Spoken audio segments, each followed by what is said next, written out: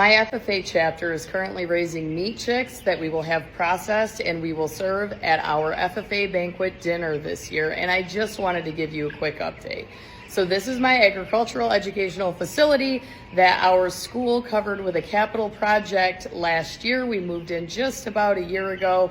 And this is our first batch of meat chicks that we are raising. I do want to preface this with stating that meat chicks are one of the easiest projects to incorporate into an agricultural classroom that kids can see from start to finish in about 8 weeks' time.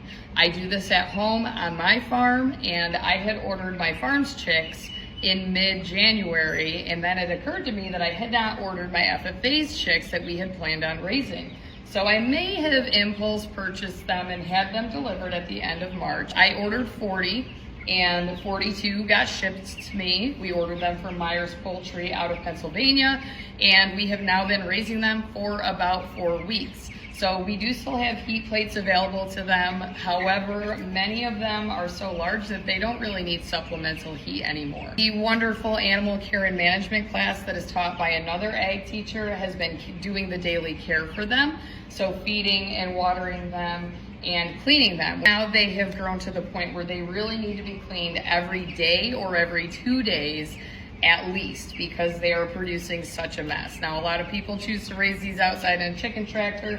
We are not able to do that given where the barn is located, and we are also near sources of water. So predators are a huge concern for us. So we're just opting to stay on the safe side and keep them in a safe and enclosed barn. The last video I posted was probably 2 weeks ago. So in a second, I'm going to flip this camera around and you can see it firsthand.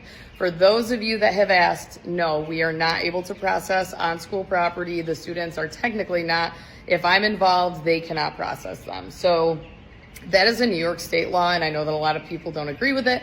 I like my teaching license and I don't really want to lose it. So I'm going to err on the side of caution and figure out a way to get them processed. This is what they currently look like. So we have a wide range of varying sizes here, and I have noticed that with batches that I start in late March or early April, we get such a variety of sizes, even though they are all raised exactly the same.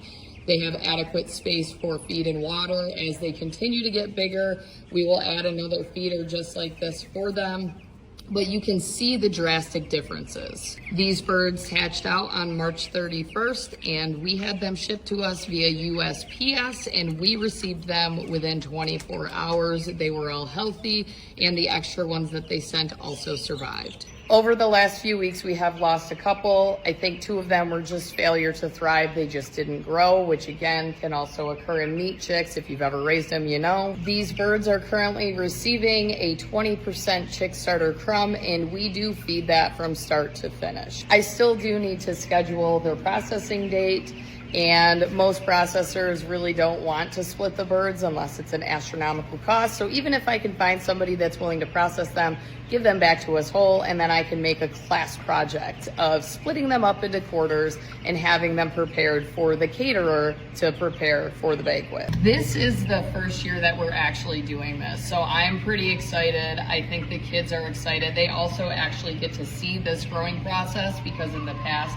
I have shown Super Size Me 2 Holy Chicken in many of my classes, so they are familiar with what these Cornish cross meat birds look like, but many have never actually done this process themselves. And this is what our largest meat bird looks like right now. I have not been taking weights to track average daily gain, but if I were to continue working here next year, that is something I would definitely be doing with my classes.